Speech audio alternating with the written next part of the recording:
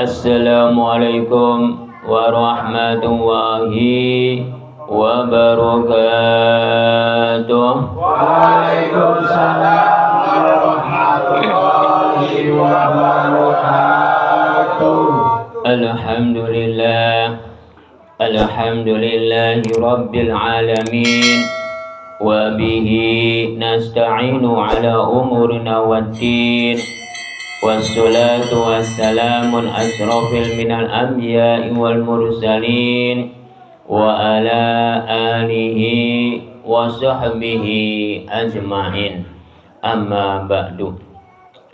Para bapak dan para ibu dan para saudara-saudara yang saya hormati, para alim ulama yang saya hormati, para tokoh-tokoh masyarakat yang saya hormati, puji syukur alhamdulillah Allah telah melimpahkan rahmatnya dan hidayahnya kepada kita semua, dikasih kesehatan dan umur panjang sehingga kita bisa berkumpul, bertatap muka atau bermuajahah pada malam hari ini.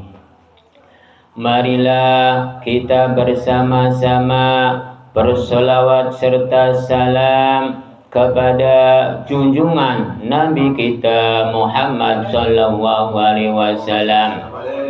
Marilah kita bersama-sama tingkatkan keimanan kita, ketakwaan kita kepada Allah Subhanahu wa ta'ala.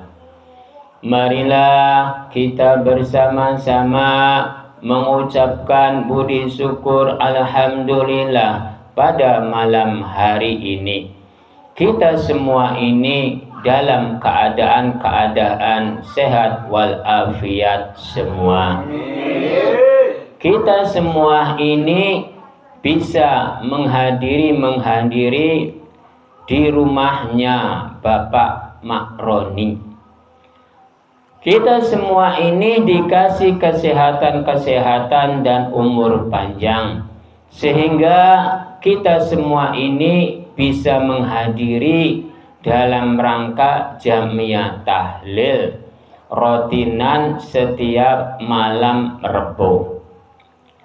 Kita semua ini mengucapkan puji syukur alhamdulillah Allah telah melimpahkan rahmatnya terhadap kita semua, dikasih kesehatan, umur panjang, dikasih keimanan dan dikasih keyakinan, sehingga bisa hadir di dalam jamiah tahlil ini. Bila kita semua ini tidak memiliki keimanan dan keyakinan, mana mungkin bisa hadir di jamiah tahlil ini.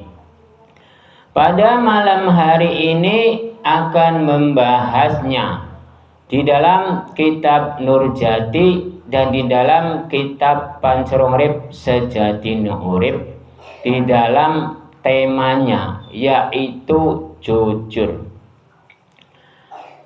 Kita semua ini akan membahas di dalam temanya yaitu jujur.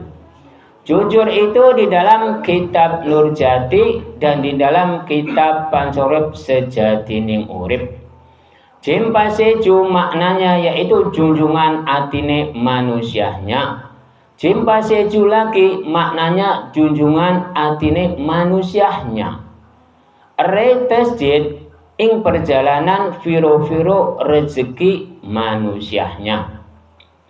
Kita semua ini udah mendapatkan rezeki semua pada malam hari ini. Rezeki itu bukan harta benda saja. Rezeki itu maknanya yaitu jutaan makna tentang rezeki. Saya kasih contoh tentang rezeki kesehatan. Kesehatan itu rezeki tidak para jamaah? Dipastikan rezeki. Karena rezeki itu maknanya jutaan makna. Hidup yang normal itu rezeki tidak para jamaah? Rezeki. Dipastikan rezeki. Karena tentang rezeki itu bukan harta benda saja. Tentang kehidupan yang normal, rezeki. Tentang kesehatan, rezeki. Karena di dalam retesit, ing perjalanan viro-viro rezeki manusia urip iku. Jadi rezeki manusia urip iku bermacam-macam ragam. Bukan kesehatan saja, bukan kenormalan saja, bukan harta benda yang banyak. Itu masih banyak kalau diuraikan. Tapi saya kasih contoh cuman 1 atau 2 saja. Karena kita semua ini membahasnya di dalam jujur.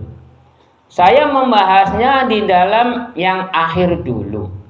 Karena umat manusia itu yang diutamakan dulu itu adalah rezeki, bukan kejujuran. Benar atau tidak para jamaah? Ya. Karena segala sesuatu umat manusianya itu semuanya yang diutamakannya itu dipastikan bab rezeki, bukan di dalam kejujuran. Karena umat manusianya itu mengharapkannya semuanya itu tentang rezeki. Umat manusia hidup di dalam dunia ini semuanya mengharapkannya rezeki, bukan mengharapkannya kejujuran. Kalau kejujuran itu tergantung umat manusianya, apakah melakukan, apakah tidak. Karena tentang kejujuran itu adanya di diri umat manusia. Benar atau tidak para jamaah? Benar. Kalau tentang rezeki itu adanya di mana para jamaah? Tidak tahu. Kok masa jawabannya tidak tahu?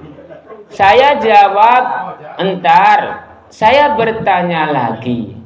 Tentang rezeki itu adanya di mana para jamaah letaknya? Kesehatan. Kok kesehatan? Ya kalau kesehatan itu tidak ada rezeki. Kalau kesehatan. Jadi tentang rezeki itu letaknya. Yang utamanya itu yang bisa membagi itu tentang rezeki itu adalah Sang Pencipta, adalah Tuhannya, adalah Allah, adalah Ingkustihne, letak rezekinya. Lalu diterapkannya terhadap umat manusia. Benar atau tidak para jamaah? Lah kalau kesehatan itu bukan rezeki. Karena kesehatan itu bukan makhluk. Benar enggak para jamaah? Benar. Yang bisa dikasih rezeki itu adalah umat manusia. Umat manusianya itu dari Sang Pencipta. Pusat rezeki, pusat letak rezeki itu adanya di Sang Pencipta. Paham tidak para jamaah? Paham. Kalau udah dikasih contoh, udah dikasih tahu, baru paham. Kalau umat manusia, kebanyakannya, kalau udah dikasih tahu, kalau udah dikasih contoh, pasti paham. Benar tidak para jamaah? Dipastikan benar. Karena segala sesuatu umat manusianya itu kebanyakannya itu harus dikasih contoh, harus dikasih tahu. Entar baru paham. Jadi kalau umat manusia harus dikasih tahu, harus dikasih contoh, entar umat manusianya itu bisa menjawab, itu namanya pintar atau bodoh para jamaah? Kok pintar? Ya kalau udah dikasih tahu, udah dikasih contoh, bisa menjawab, kok jawabannya pintar? Kalau udah dikasih tahu, udah dikasih contoh, lalu bisa menjawab, itu bukan namanya pintar. Namanya angger tetap bodoh. Karena tadinya tidak bisa menjawab, lalu dikasih tahu, lalu dikasih contoh, baru bisa menjawab. Berarti itu bukan jawaban-jawaban indirinya. Itu jawaban-jawaban orang lain. Kalau jawaban-jawaban orang lain lalu dijawab oleh indirinya, apakah para jamaah ini pintar para jamaah? Alhamdulillah. Kalau udah merasa bodoh berarti itu benar. Karena di dalam kejujuran. Karena pada malam hari ini membahasnya jujur. Jadi kita semua ini harus di dalam kejujuran-kejujuran. Bila ingin hidup nikmat, bila ingin hidup tentram.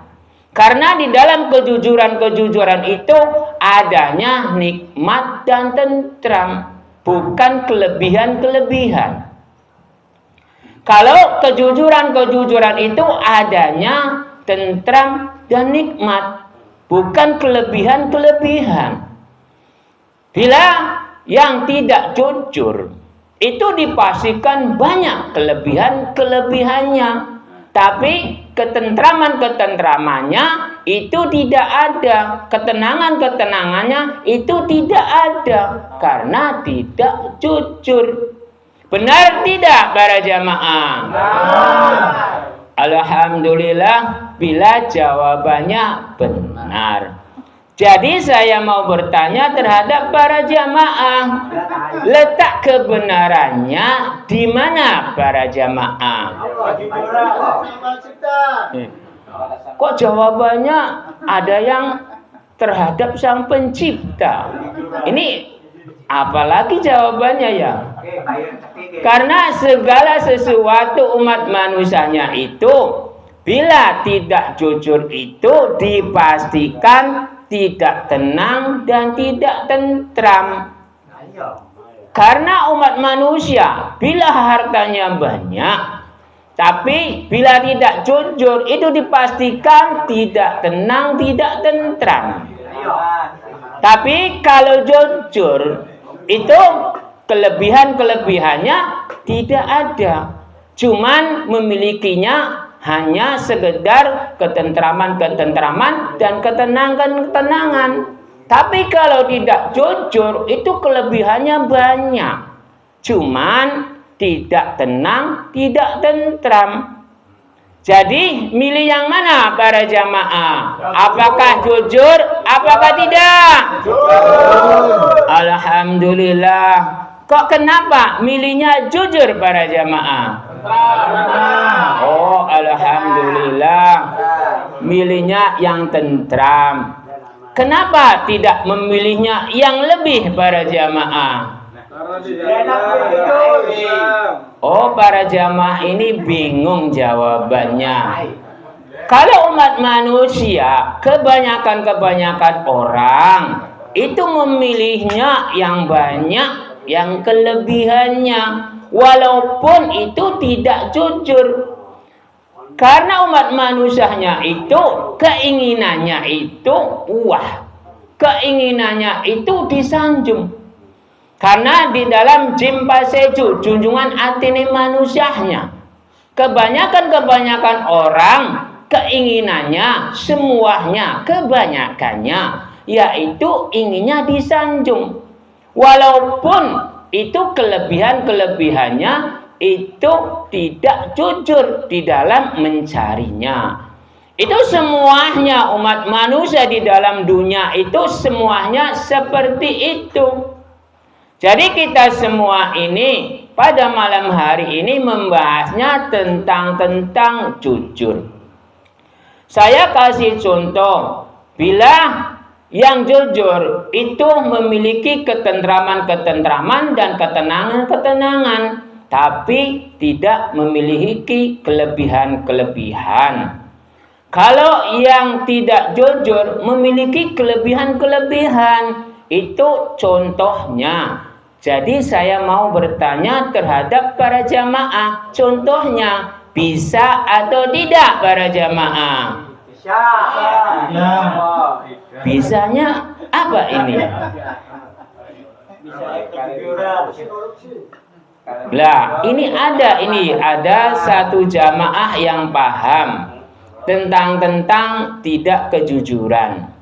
Bila umat manusia itu tidak jujur, mendapatkan kelebihan-kelebihan itu di dalam korupsi. Nah, korupsi itu memang kelebihannya banyak, hartanya banyak, tapi hati dan pikirannya tidak tenang. Kalau di dalam kejujuran, walaupun tidak memiliki kelebihan, tapi hidupnya tenang dan tentram.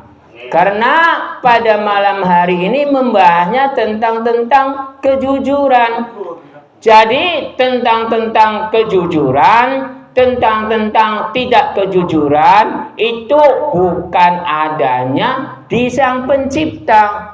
Tadi ada jamaah yang jawabannya adanya di Sang Pencipta, adanya di Tuhannya.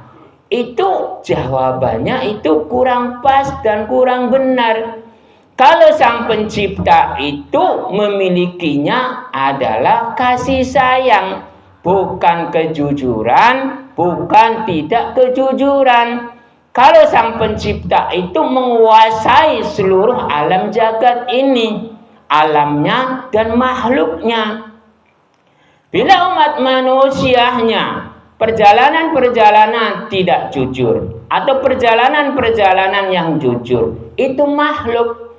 Kalau Sang Pencipta atau Tuhannya itu hanya dua memilikinya, yaitu kasih sayang, menyayangi terhadap seluruh makhluknya, bukan memiliki kejujuran, bukan memiliki tidak kejujuran. Supaya para jamaah ini paham, kalau Sang Pencipta itu memilikinya hanya kasih sayang.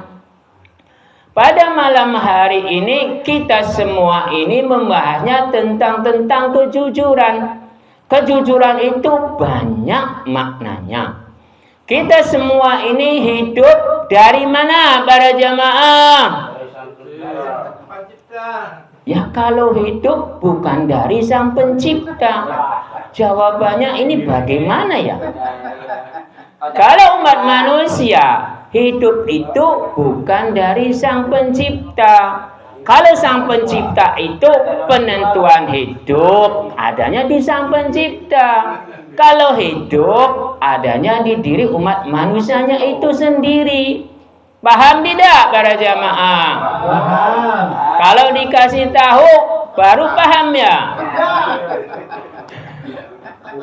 Para jamaah ini bingung ya. Kita semua ini di dalam kehidupan di dalam dunia ini bermacam-macam ragam. Kehidupan umat manusianya itu tidak terhitung jumlahnya. Kehidupan umat manusianya itu. Karena Sang Pencipta itu telah memasrahkan terhadap umat manusianya di dalam dunia ini. Apa yang kamu cari, apa yang kamu lakukan, silakan semaumu untuk umat manusia di dalam dunia ini. Sang Pencipta itu memasrahkan segala sesuatu perbuatan umat manusia di dalam dunia ini, tidak melarang. Perbuatan baik silakan, perbuatan buruk silakan. Cuman Sang Pencipta berpesan, entar pembalasan itu bukan adanya di diri Sang Pencipta. Entar pembalasannya adanya di diri umat manusianya itu sendiri. Sang pencipta itu tidak akan menghukum tentang makhluk-makhluknya.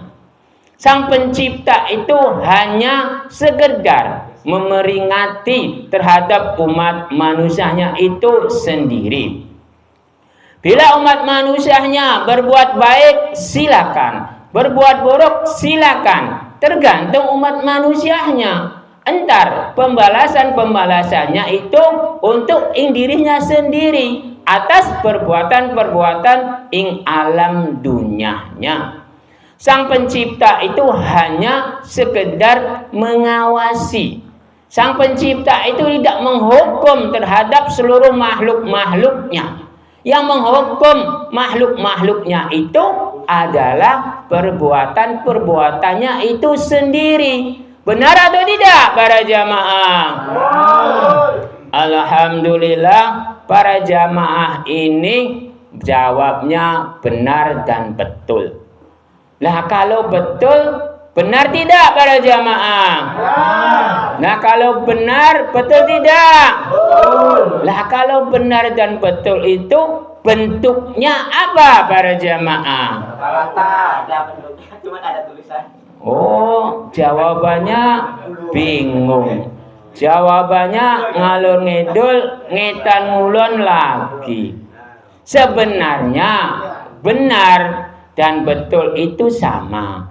Benar itu betul, betul itu benar. Berarti kalau udah betul, berarti kalau udah benar, berarti pas umat manusia itu menjalankannya. Jawabannya seperti itu. Benar atau tidak? Alhamdulillah para jamaah ini bingung dan blenger. Saya pertanyakan terus menerus. Karena di dalam kitab Nur Jati, Nur itu cahaya, Jati itu diri itu umat manusia. Tergantung perjalanan jati diri umat manusianya. Karena umat manusia di dalam dunia ini dipastikan memiliki perjalanan-perjalanannya. Karena umat manusianya itu hidupnya itu di jalan. Bukan di alam rahim, bukan di alam dunia, bukan di alam kubur. Semua umat manusia di dalam dunia ini hidupnya di jalan. Benar atau tidak para jamaah? Alhamdulillah jawabannya benar. Jadi saya mau bertanya kebenaran-kebenaran umat manusia bila hidup di jalan itu tentang apa para jamaah? Apa? Jawabannya yang jelas. Saya ingin jawabannya yang jelas dan yang gamblang. Umat manusia itu hidupnya bukan di alam rahim, hidupnya bukan di alam dunia, hidupnya bukan di alam kubur.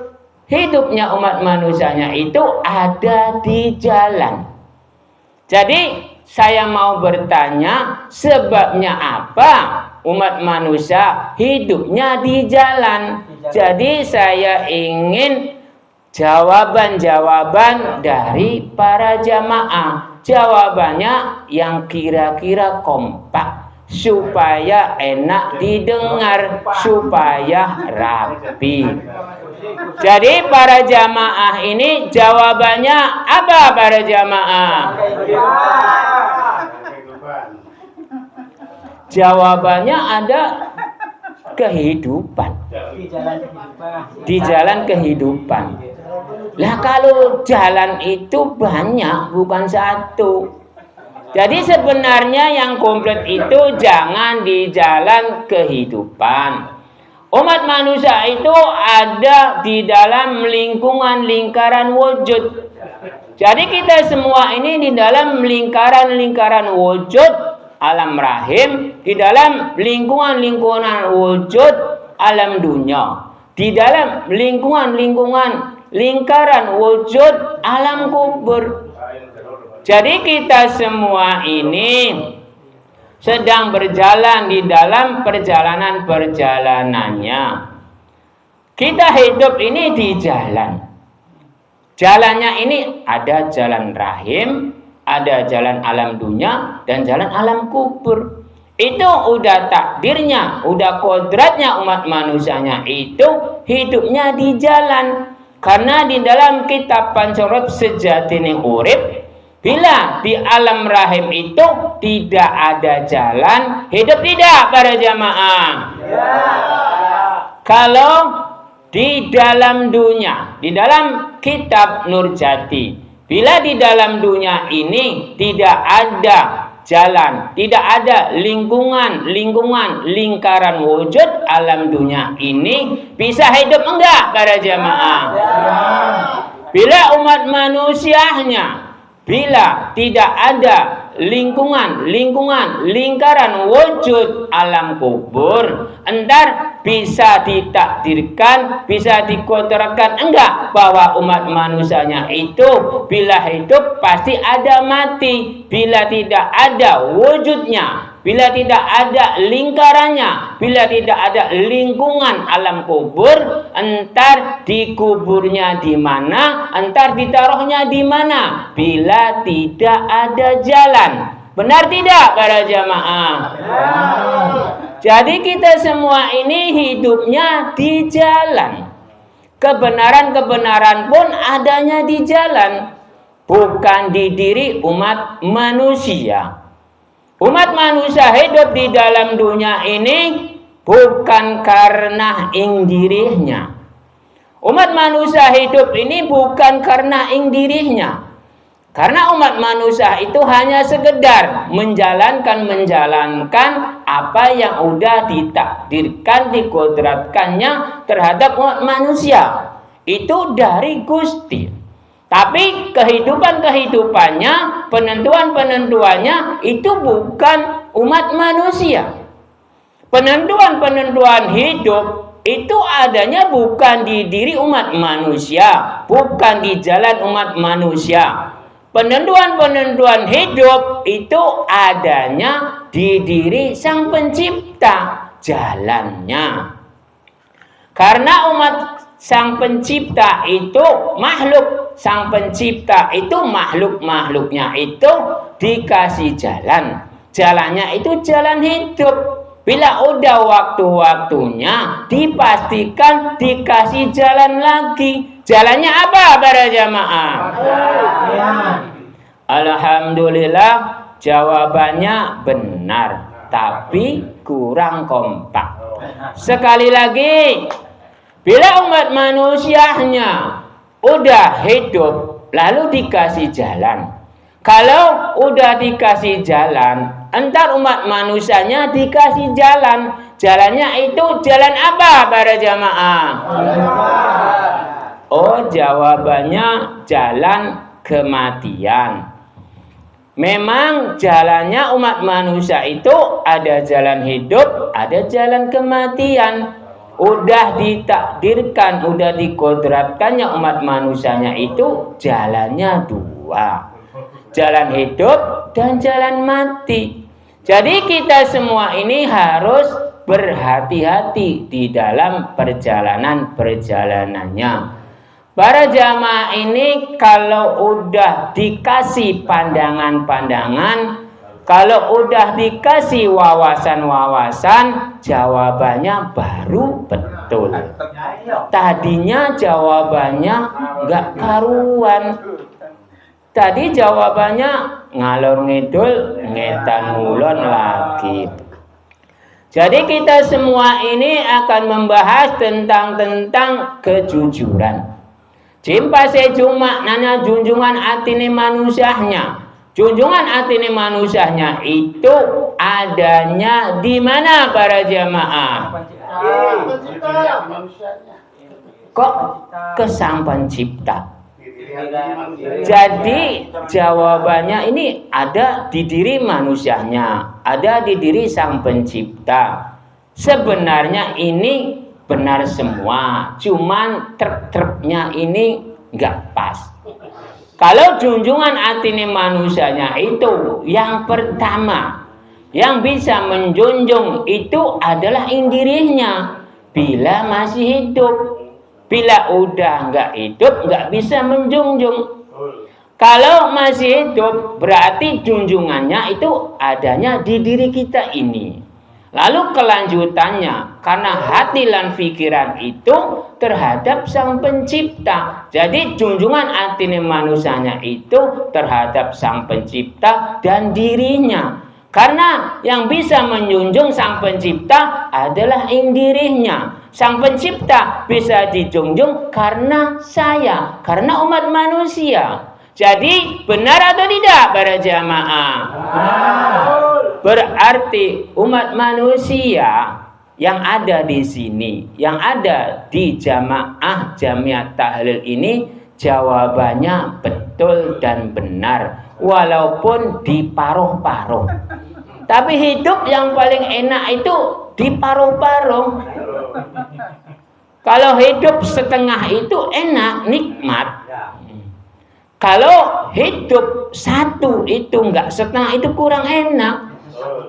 Karena umat manusia di dalam dunia ini semuanya itu harus dua, bukan satu. Jadi semua umat manusia hidup itu harus dua. Walaupun itu satu jadi dua, setengah-setengah. Itu yang paling nikmat, yang paling bahagia itu setengah-setengah. Jadi manusia hidup itu ambilnya itu harus setengah-setengah. Bila umat manusia berkelebihan, enak tidak para jamaah? Bila kurang, enak enggak? Yang paling enak itu setengah-setengah. Kalau setengah itu pasti adanya di tengah-tengah. Para jamaah ini jawabannya bingung. Jawabannya, aduh, yang ngeres-ngeres. Ya aslinya itu enggak ke situ larinya. Kalau umat manusia yang kelebihan-kelebihan itu dipastikan tidak enak. Yang kurang pun tidak enak. Contohnya, kalau orang makan terlalu banyak enggak enak. Kalau kurang enggak enak. Yang enak itu yang sedang-sedang. Yang enak itu di tengah-tengah. Karena kenikmatan-kenikmatan umat manusianya itu ada di tengah-tengah. Tapi jawabannya jangan ngeres. Jawabannya jangan ngeres pemikirannya. Karena umat manusia yang bisa nikmat di tengah-tengah itu, jadi kita semua ini hidup itu harus di tengah-tengah. Karena bisa nikmat itu umat manusia. Contohnya memakan. Yang paling enak itu di tengah-tengah mulut. Nah kalau makannya di tengah-tengah mulut itu enak. Rasanya begini, rasanya begitu, ada rasanya.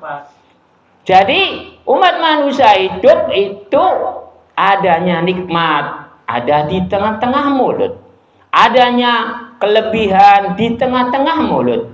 Ada kekurangan di tengah-tengah mulut. Jadi kita semua ini membahasnya tentang setengah. Hidup itu yang paling enak itu setengah. Karena umat manusia yang berkelebihan itu entar ada efeknya. Contohnya tentang ilmu dan keilmuan. Tentang ilmu dan keilmuan. Kalau orang yang berkelebihan ilmu, entar itu ujub dan sombong.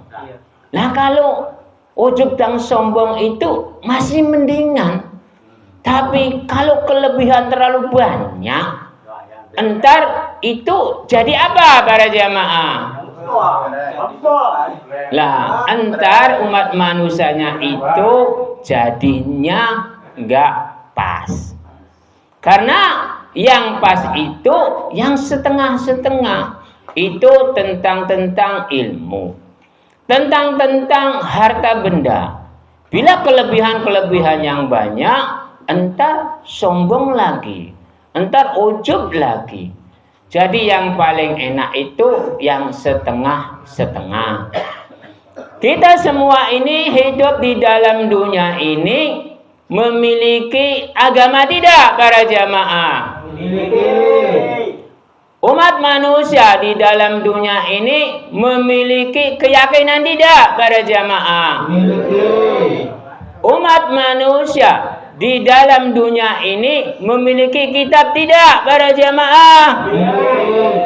Dipastikan umat manusianya itu di dalam dunia ini dipastikan memiliki agama, memiliki keyakinan, memiliki kitab.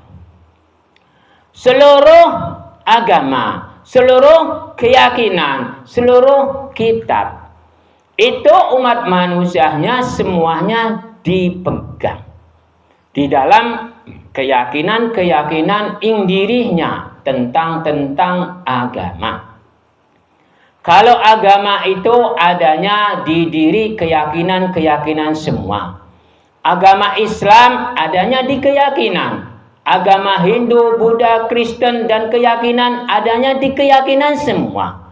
Lah kalau kitab itu adanya di diri umat manusianya itu adanya buat pegangan, tolak ukur, petunjuk. Ada satu kitab yang harus dipedomi, yang harus cuman satu. Jadi kita semua ini harus paham tentang kitab. Kitab Al-Quran itu wajib dipedomi atau tidak para jamaah? Ya kalau jawabannya wajib itu kurang pas. Lalu kitab Injil wajib dipedomi tidak? Kalau kitab Zabur dan Taurat wajib dipedomi tidak? Kitab Al-Quran, kitab Injil, kitab Zabur, kitab Taurat itu tidak wajib dipedomi. Keempat kitab itu wajibnya yaitu buat pegangan, buat tolak ukur, buat petunjuk. Karena keempat kitab itu buat pegangan-pegangan umat manusia, buat pegangan-pegangan utusan-utusan Sang Pencipta. Jadi kita semua ini di dalam kitab Al-Quran, di dalam kitab Injil, di dalam kitab Zabur dan Taurat itu tidak wajib dipedomi. Bila umat manusia memedomi kitab yang keempat itu, Zabur, Taurat, Injil, dan Al-Quran, berarti umat manusianya itu menduakan Tuhan. Yang wajib dipedomi itu adalah Tuhan, bukan sebuah benda. Kitab-kitab itu benda atau tidak para jamaah? Kalau udah dikasih tahu bisa menjawab ya? Dipastikan bisa menjawab karena udah dikasih tahu. Ada satu kitab yang harus dipedomi. Kitab apa itu para jamaah? Kitab sejati diri. Alhamdulillah ada para jamaah ini yang lebih tahu, lebih mengetahui daripada yang ceramahnya. Berarti jamaah ini lebih pintar dari yang ceramahnya. Pas enggak para jamaah? Alhamdulillah. Kalau udah pas sayanya ingin minum. Semenjak tadi saya haus. Saya mau ingin minum tapi belum pas waktunya. Jadi saya ingin minum. Boleh tidak para jamaah? Waduh, pintar Pak. Ulang iklan.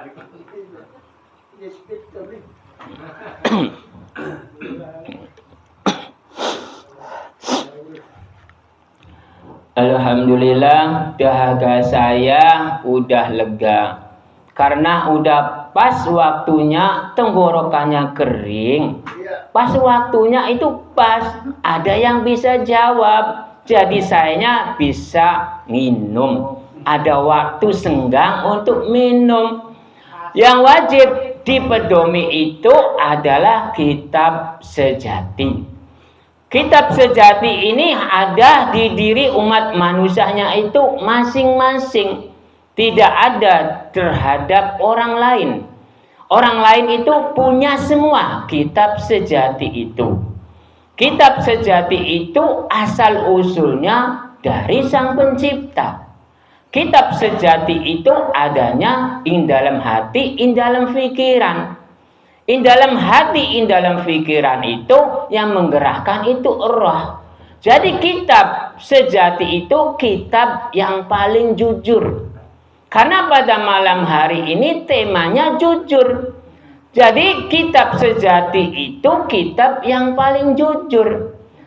Kitab sejati itu tidak ada bentuknya. Tidak ada warnanya, tidak ada tulisannya.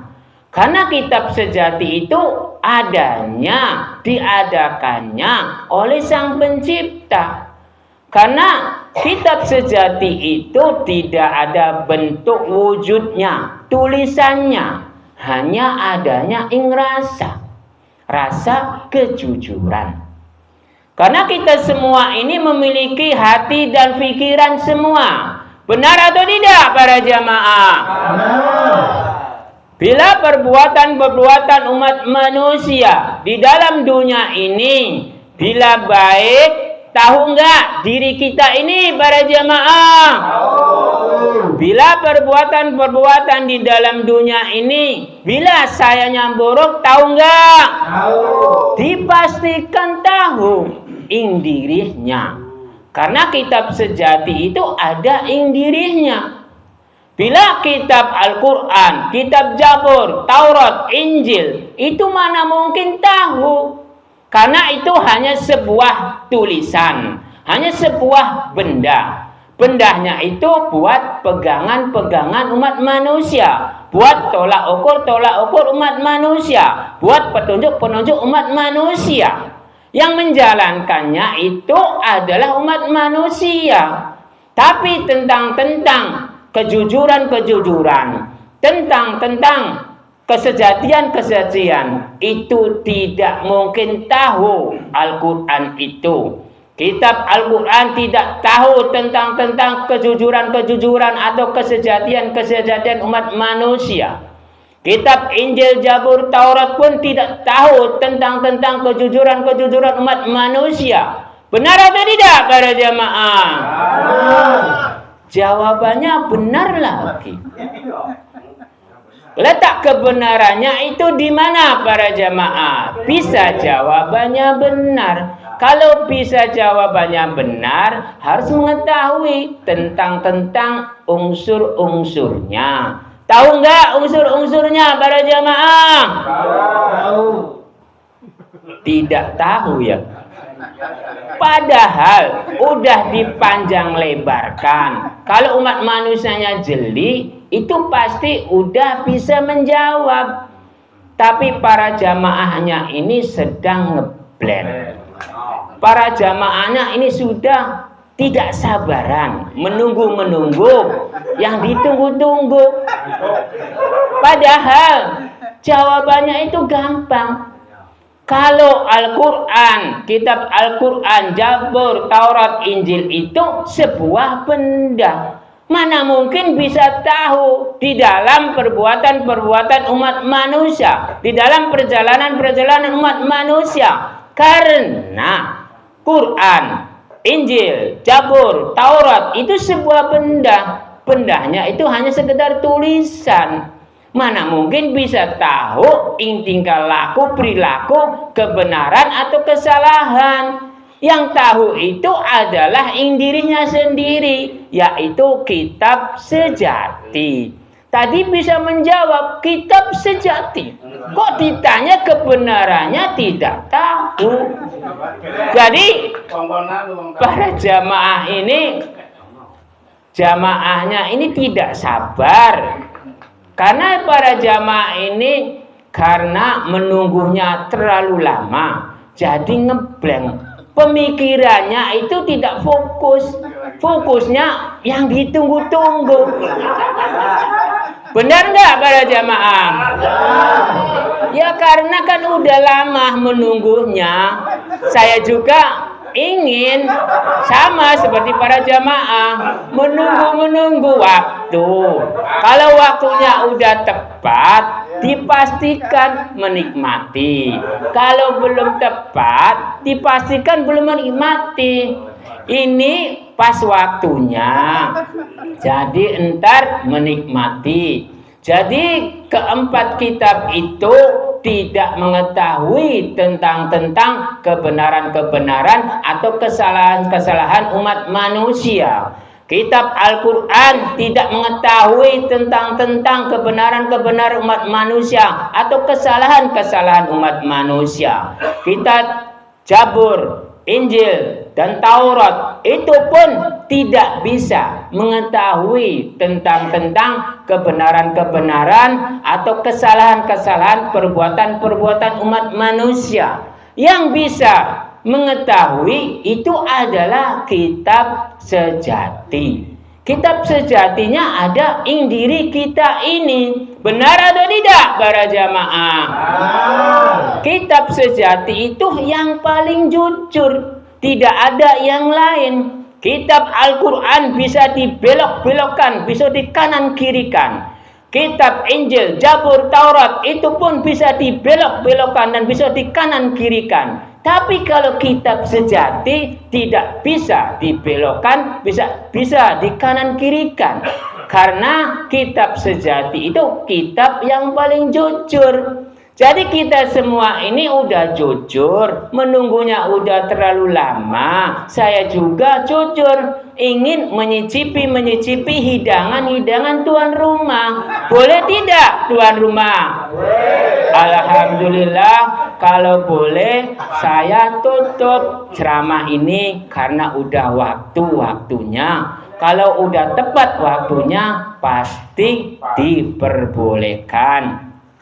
Bila ada kata-kata saya yang tidak berkenan di hati, saya mohon maaf yang sebesar-besarnya. Karena saya ini manusia. Manusia itu ada salah dan ada benar di dalam perjalanannya. Bila ucapan-ucapan saya ini kurang pas dan kurang benar, saya mohon maaf yang sebesar-besarnya. Bila ucapan-ucapan saya ini pas dan benar, alhamdulillah, berarti berguna untuk seluruh umat manusia yang ada di dalam dunia ini. Bila ada perkataan-perkataan saya yang kurang pas dan kurang benar, saya mohon maaf yang sebesar-besarnya. Ilahi taufiq wal hidayah. Wassalamualaikum warahmatullahi wabarakatuh. Waalaikumsalam warahmatullahi wabarakatuh.